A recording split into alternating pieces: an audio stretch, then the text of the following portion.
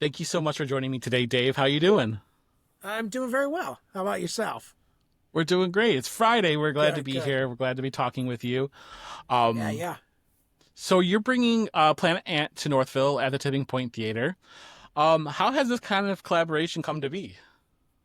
Well, let's see. I've done a lot of shows at Tipping Point over the years. Starting from the very first show they did there, I was fortunate enough to work there quite often.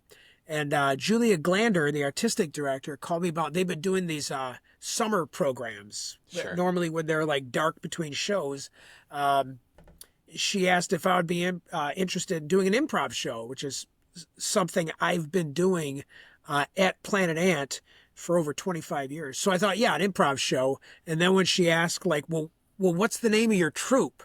And it was really just some close friends that I called and that I've worked with before several times. And it was like, the name of my troupe. Yes, right. Well, that would be, and decided to go with Planet Ant Home Team because that's what I'm most familiar with. And I'm on the board at Planet Ant. So I talked to them and said, yeah, this is kind of a cross promotion thing. Which is a nice way to say, yeah, I couldn't really come up with a troupe name, so we're doing it this way. I mean, that is a pretty fantastic troop name because it explains exactly where you're from and what you're doing, and you know, Yeah, right. I Yeah. think that Planet Ant is such a recognizable name too. Um, I have had friends be in the community. I've had, lots of people who have gone to shows, and Planet Ant's always one of those names that comes up. It's like such a staple in the Michigan comedy scene. It really has. It's been around since the early 90s, and we have been improvising on Monday nights there.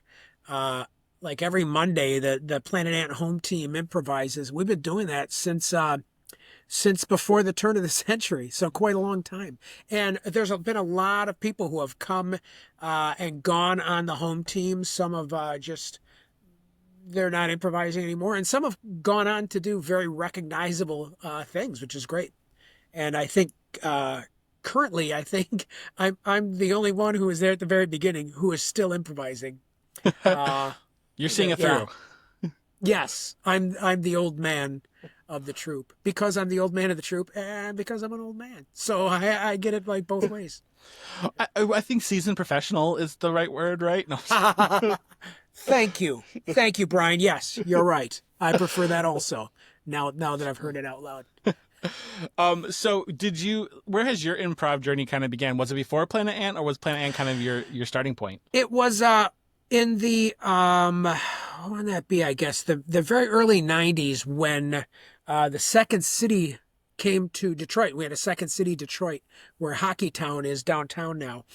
And when I heard they were coming, I actually went down there and auditioned with no experience other than people saying, "Yeah, you're pretty funny. You should be on stage." I was like, "Okay, I think so too." So I went down there and probably gave the worst audition they saw that day, but got a very nice letter in return that said, "Yeah, we can't use you this time." So, which I thought was very nice. I keep it so I can tell people I've been turned down by better than you, and I have proof of it. But I decided to take classes there and just really stuck with it. And then I just fell into Planet Ant, just going there. They were doing plays, and there was a group of people who were working at Second City and doing things there that were like, hey, we should just have a night where we just do improv and just have people come by and that's kind of how it started. I think it was started on a Wednesday night, but then it ran Okay. into things like it was so thrown together that it'd be like, okay, let's perform. Oh, they have rehearsal tonight. We can't perform tonight. So the artistic director of Planet Ant at the time decided that he was going to dedicate Mondays to us doing improv. And over the past over 25 years, about 25 years doing it, I believe, it's really grown quite a reputation. But that's where I've got most of my experience. Okay. In addition to that, I've taught classes at Second City Detroit. Honestly, when they had moved to Novi, that's a whole long story. But I've just done Me and a friend of mine were discussing it. You know the Malcolm Gladwell theory about outliers. If you put in your 10,000 hours on any particular subject, you're an outlier, which means you may Okay. know it better than most people. And so I think when it comes to improv, I believe I'm an outlier. I haven't been keeping track of all the hours, but I think You it's put in got to be enough. up there. Yeah, exactly that. Yeah. What kind of drew you to improv as kind of like, because it's such an interesting art, because you're living in the moment of acting, instead of having a script and kind of reading it. Like, what drew you to that? Yeah. Uh, I hate memorizing scripts. No, it's that's That's part fair, of it. though. But really, there are so many things I love about it. I'm going to tangent for 1 minute. For sure. I'm also part of a group called the Detroit Creativity Project. I'm a Okay. teacher with them, and what we do is we go into primarily Detroit public schools, mostly middle schools and high schools. We'll go for 1 hour a week and teach kids improv because after countless studies, they have found out the benefits of improv uh, are so numerous. They include things like they improve focus, they improve social skills, problem solving skills, boost confidence, and like what when I went to school, and maybe the same for you, there were no classes that taught you how to approach people and talk to people and socialize Sure. and Yeah. say so. And I think that's so important. And the thing I love about improv is the level of empathy it has, the level of camaraderie it develops, of ensemble and working together with people. Um, it's just great. You might hear my dog barking upstairs. That's okay. Who Yeah, sorry about that. Upstairs. I just admitted I'm in my basement. But So it's am I. So we're good. oh, okay. You're in my basement. Yeah. Um, I need a oh, space hey. to. um. Uh, but yeah, it's really just I love performing in plays. But with improv, there's just that immediate satisfaction and knowing that you've created something from scratch, just from a Sure. single idea. And you don't know where it's going when you start out. And when you work with so many different improvisers, it's just that level of discovery where they say something, you're like, oh my gosh, yes, this is what it is. And you add to that and add to that and add. And I love that feeling. I'm fortunate enough to be addicted to a healthy drug called improv. I was gonna say that during my day job is I'm a psychologist, and one of the things I do is I diagnose autism. I do testing for autism, and one of Yeah, the yeah. things that we learned during our classes is that one of the best things that we can recommend for like teenagers or above is improv, because that's how you one of the best ways to learn how to socialize with people, because you learn specific rules almost, of how Yeah, like yeah.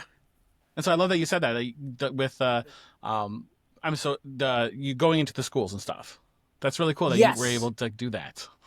Oh, it's so I think it's so wonderful. It's so beneficial. The kids love it, and they have. I don't know if I should. I'm going to say it anyway. They have found reports that like the attendance in school when it's improv day is generally higher than it is most other days. The kids will be like, "Oh, I wasn't going to go today," but then I remembered they were doing improv, um, which is a real good thing. But Which I think is yeah. awesome for so many like make school exciting, make teaching and learning exciting for kids, and they're gonna want to learn more. Exactly that. There's not, I think we have the only class in school that tells them like, no, say anything. There's no wrong answers. Be loud. Be silly. You don't get that in math. There's no No. wrong answers. No, it's not six. It's five. There's a wrong answer. Yeah. So when it kind of comes to the show, like specifically, I guess the one happening at Tipping Point Theater, is there Yeah. like a structure to the show? Like what are audiences gonna almost expect when they walk into this? There's there is it's a bit different. I'll tell you this. On Monday nights at Planet Ant, it's all about long form improv, and what that Okay. means is we'll get like a single suggestion from the audience. We'll say like, today was extremely hot out. What's something else that's hot? And they might say fire, fire, okay, and we just let that inspire a scene and see where it goes. Maybe you Okay. just start out walking up the stage going like, it's getting dark soon, or it could be anything. So there's gonna be long form, but we're gonna put some I've got some improv games built into the top of it too, where Okay. it's more like a whose line is it anyway kind of a thing.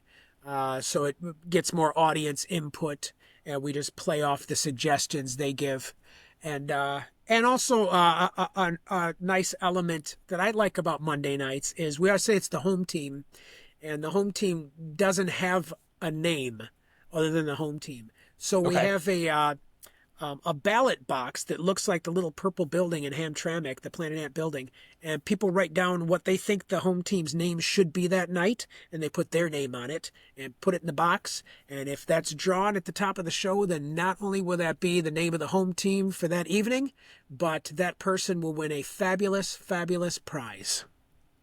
That is such a cool way to bring audiences into the show and make it like nobody's gonna like everyone wants to buy into that just a little bit, you know? Yeah, yeah.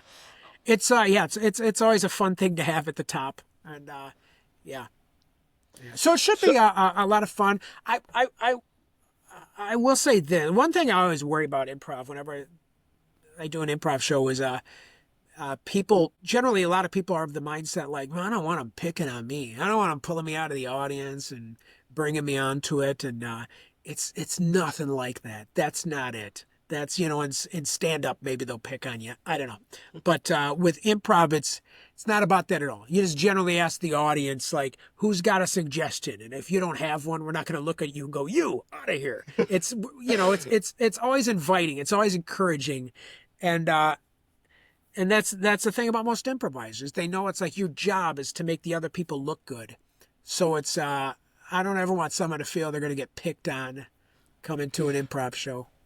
I was going to say that I definitely, when I was kind of reading about Planet Ant and just kind of what you're doing, and then also doing with Tipping Point, like it does feel almost like a safer environment. And granted, my only time I've ever been to an improv show was in seventh grade when we went to Washington, D.C., and we went to an improv show, and they did call on you. So my entire thing was like, oh man, I'm going to go to the show. They're going to pick me out of the audience and make me come up there. I'm not going to know what to do. But I like that Yeah. you like it specifically noted that like this is like we don't want people to feel alienated, and that's so cool. Yeah. Yeah. It's yeah, if we we might ask for a volunteer at one point. And like I say, that's a volunteer. We're not going to Right. look at someone and go, you who didn't raise your hand, you're the one we want. It's Right. no, that person doesn't want, no, you're home in your living room. We're just going to pretend you're there. Uh, For sure. yeah. It's not like So having it's, to yeah. read in class, when the teacher's like, read this Yes, excerpt. exactly that. I can't read. Read it anyway. Try. What is the experience like then from transferring it from like maybe, from Planet Ant's home in Hamtramck to a different setting? Does it change the experience at all for the actors? Well, that's a good question. Sure, a little bit. And I think it's more so how can I say this? I think any performer recognizes that when you're doing a live show, this is going to sound hippy dippy, but there's undeniably an energy that you get from the audience and that you give back. And so it changes the dynamic as far as, when we're the little black box at Planet Ant, there's an energy that comes from the audience that we know how to reflect back because we've been doing it there so long. But admittedly, for quite a while, we were doing improv across the street at the Ant Hall. If you know, the Planet Ant has a little black box theater and a bigger one across the street, the Okay. Ant Hall, with a larger stage, a big proscenium stage. And we're doing improv on that stage for a while. And Okay. even the people in the group recognize it's like, yeah, it's a different energy because you're Sure. higher than the audience. They're all in front of you in one direction. When you get to the black box, it's more it's more intimate. Yeah, like goes And around like you're almost involved, like you're in the center of it. yeah, yeah. And I think I don't think I know. Tipping Point is more of an intimate space too. I mean, they seat a lot Yes. more, but it's nonetheless it's on the floor and the audience is up and they're looking down at you. Even as you start, the audience is looking down at you. But I mean that in a good way. That yeah, I think it'll be a lot of fun. I think I'm with a crew of people who know how to work a space like that very well. And I guess that does add to the improvness of it too. I mean, I don't know. I'm not an actor, but I would assume like new spaces, you have to rely a little bit more on your abilities to kind of think on the fly and react as it's Oh yeah, happening. yeah. And it's I've got it's me and four other improvisers and a musician, and I think the experience of the group is like, oh, we could tell you some stories, Brian, but it's a lot of it is like over the years. This group has, I know a lot of them have done like improv like in the corner of a bar, to earn their Sure. chops. I recall walking into a Royal Oak coffee house like years ago and going, "What's your slowest night?" Okay, Wednesdays. Then we're gonna come in here on Wednesdays and move that table in the corner and do some improv right there. And they're like, "Yeah, Sure. okay." And people started to come around. So it's really like it's just a lot of different levels of experience doing what they call improv, doing what they call bar prov, because that's been a thing. Doing improv at a bar is a lot different, Sure. Uh, yeah, Just so because of like the audience that's there and like who they are. yeah. For sure. Yeah, there's something about really drunk people that makes them different than people who are not really drunk. I don't know what it is. Maybe it's the alcohol, but Maybe, no, but perhaps. yeah, but just that kind of in a bar, you're generally going to get a higher level of rowdiness. For Uh, sure. so yeah, it's been a while since I've done that. Yeah, Look at it's me, not like I'm you're doing. I say it's not like doing improv to children. You pizza know, Hut. if they're drinking, they're a little more. The Yeah, inhibitions come down. Yeah, when you ask for suggestions in a bar, it could be like, how about an emotion? An emotion. What'd you say, sir? Okay, the emotion of porno. You just get like you get like bluer suggestions because they're Sure. just loose and think it's funnier to shout a word they would normally say in a crowd. Now, when it comes to an improv show, is there a way that you do prepare for it, or is it just kind of like you show up and you go on and like, do you have a process for preparing for that? Really? Well, that's not totally true. I guess the way we do it is we'll tend to get there early enough, the group, so that we all kind of hang out and talk a bit before the show and just kind of get in that playful mood, how you get with your friends after Sure. talking to them for a while and stuff. So by the time we hit the stage, it's like, all right, let's do it. We're already having fun. And that even adds to quite often, I know this happens at Planet Ant a lot, where somebody will be in the middle of the scene and mention something, and you'll see the cast laugh because it's something they just made reference to before the show. They'll be like, "Yeah, I'm just on my way to Taco Bell. Oh, that's the place that ripped them off this morning," or whatever it is. But they'll bring things like that into it. So there's a level of I don't want to say making each other laugh, but certainly um, just keeping that playfulness throughout. I think audiences like when a troupe is playful, and they should because it's fun to watch. I was just going to ask you about the audience reaction. Having Yeah. done this, you said you've done this for quite some time. Do you still play into like their responses? Do you still find yourself feeding off of that with like how you're improving, or do you feel like you can kind of separate from that? No, I feel I play into it hard. I mean, like I still have nights where I'll come off the stage and be like, wow, that was really great. I think we really found it and I felt good about what I did. And then I'll have some nights where I come off the stage and I'm like, boy, sorry, I really stunk up the joint tonight. I just, Sure. it's just that there are sometimes it's, anything can throw you off your game. And you kind of need that Sure. to, you need the bad to measure the good stuff against. Because if you didn't have the bad, it'd be like, we're just awesome every night and there's never any problems. And, that's not true. Ugh. But I think I am to a point where even when I feel I've had an off night, there's still something redeemable in it. Sure. You know what I mean? It'll be like, yeah, I think it was still entertaining overall, but I don't know. I've had better nights, truth be told. And truthfully, honestly, it's probably not even noticed by the audience because they're having such a good time. It's probably only noticed by you, who are your worst critic. I think that's true. I think that's true. And it's really I mean, I think a lot of performers get that. I think it's the kind of thing that when you recognize you're just not hitting on every level, it's like, well, you're there with a troupe. Mhm. And it's like, okay, well, I can just kind of lay back and, okay, they've got it covered. And I guess I can add this little part. But so there's a dynamic of it. It's like, hey, this person's on fire tonight. Let's give them the energy. Sure. Um, that kind of thing. But yeah, but I think you're exactly right by saying that. Yep. When you're in that moment, you're kind of like sitting back and you're observing. Are you trying to think almost like three steps ahead, or are you just trying to be in the moment of exactly what's happening? Trying to be in the moment. Okay. Um, yeah, it's really I I do think focus is such a big part of improv. And if you're Sure. watching it, you're you're really like focused on what they're doing, but you're aware when they might benefit from something. If Okay. it's a scene, someone going on like, boy, you better hope dad doesn't come home soon. There's that bulb that goes, boom, dad just got home. What's going on in Right. here? That if it fits. Sure. But yeah, you get certainly a feel for it after a time. I mean, that makes sense. I always feel like if I were to do it, I'd be like looking for like you that moment of being like, what needs to happen next, instead of just Yeah, kind of living in that moment of like, this is the confines of what's happening on the stage. that's that's great you say that because I think that's um, I I think so many people could benefit from taking improv classes. But I think what you've just gave is a prime example of most people get in their own heads and they think too much about it. It's actually very hard to say, okay, I'm going to improvise, then I won't need this.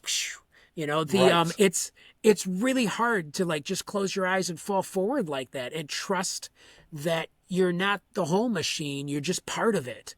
And Right. you're working together with everybody up here. That's really hard uh, to do that, and it Sure. takes time to get into that habit. Like anything, like practicing an instrument, you don't just pick it up and go, "Oh, what'd you call this? Guitar?" And Sure. Right. you've got to practice for a long time. So it's yeah, but that's quite often the hardest part of it is ironically realizing how relaxed you need to be, or just Sure. how little you can do and make it look great. Does part of that also come from just having a team that you trust so intimately? Because I feel like that has to add to the experience of like you trust these people you're on stage with, like you know their craft, you've been doing it for a while. They're gonna if they help, they're steering the ship too. Yes, absolutely. Yeah, it is. It's and this is true in like regular stage acting too. You've got to feel safe out there. You've got to feel For safe sure. out there. You've got to know that if it was just you and I, Brian, if we are in front of the audience, it's like, okay, we've got to have each other's backs. I'm going to give you everything you need to look good, and you give me everything I need to look good. And no matter what happens, we've got to have each other's backs. Sure. Uh, so it's got to be that safe feeling. And yeah, and I think that's not only something that comes with time, but I think it's yeah, it comes with relationships, and it's that's it. Like all four of the other people I'm performing with, I've known several years, and just it's almost like more relaxing to be on stage with them than to be laying on a beach somewhere. Um, That's high praise. I mean, yeah, then yeah, again, I just spoke with Michelle Murphy, who's doing Keeper at Tipping Point. She yeah. had high praise for She's you. awesome. She was like, he is just one of those people that makes everybody feel comfortable. So I'm sure your team feels that same way. That is that $10 I gave Michelle Murphy was the best money I no that oh that's so kind. She's great. Her and I met at Planet Ant. She was the artistic Yes. director, I believe, when I started going there. And it's yeah, over the years we although she's on the West Coast, we keep in touch through a little thing called Facebook. What? Uh, but yeah, it's a thing. Google it. Um, but Putting it it's on my yeah, notepad right now. there you go. There you go. Do it. We're on laptops. We can do it. There you go. That's typing. But yeah, Michelle's the best. She's I just love her to death. Yeah. I'm looking forward to seeing her show. Oh, it's going to be incredible. So Good, then one good. more question for you. We're going to end it on a Sure. slightly cheesy note because we always have to add some we have to add some of those questions. But what 3 words would you use to describe a show with Planet Ant Home Team and what kind of audiences can expect? 3 words that would describe a show. Playful, That's a fantastic one. fun. Well, no, fun's too close to playful. But well, yeah, but fun because you're gonna have fun. It's not just watching a show. It's almost like a 3-dimensional thing. For sure. And here's an odd word. I'm gonna say memorable. Okay. And I say it's an odd word because when you're improvising in the moment, you often don't realize what you're saying or doing. And quite often people will come up to an improviser afterwards and go, hey, remember when you said that thing about the car falling off the cliff? And you'll be talking to him, go, wow, no, I don't at all. I'm sorry, I don't remember it. And it is like that lightning in a bottle kind of thing. Like the audiences remember like the moments they love, and the improvisers are so in the moment that they quite often don't. But yeah, so I'll say memorable for the audience experience. I will say that, granted, again, 6th grade was the last time I went to an improv show, but my friends and I, we still have a line that we quote to this day because it was so funny, and we were, we're 6th graders. We don't know what's funny anymore, but like we still to this day will laugh about it. And when you said that, I was playing that line in my head. So I think that's a great thing because, That's awesome. I'm 33 now, so it's just, you can't help but have some of those moments that just stick in your head, and improv is one of those ways to kind of enjoy that. Yeah, and that's it's kind of a reflection of life. I'll share this with you real fast. I've got I'm older than 33, and No, I've got that's not true. Yeah, I'm 34 no, but I've actually I got I say 3 kids, but I'll be honest with you, there are 3 adults right now. I have 3 adults, and just recently. My youngest daughter was talking to me at one point, and she was like, hey, Dad, do you remember when we did this and you said this? And she's telling it to me. I'm like, wow, no, I got to confess, I don't remember that at all. And her follow-up was like, oh, okay, because I'll never forget it. And it was like one of those like, oh, I so wish I could remember it. It's like, I want to share this memory with you. It was so good, but yeah. That's the plight of the improviser. You're going to be sharing those moments with tons of audiences, not That's just right. with these 3 shows, but every Monday. That's right. They're going to go home with so many memories, and we're just going to crawl home with regret and nothing to remember. You're going to be stopping at Starbucks to get your energy to go home, and that's... Starbucks? What bar is that? Come on, let's get real. Listen, I'm a coffee addict. Fair enough. 8, 9 o'clock at night, and I got to have my coffee. So, this is Brian sleeping. No, seriously, I go on vacations with my friends, and they're just like, "How are you drinking so much coffee?" And I'm like, "This. If I don't drink this, we will be sleeping."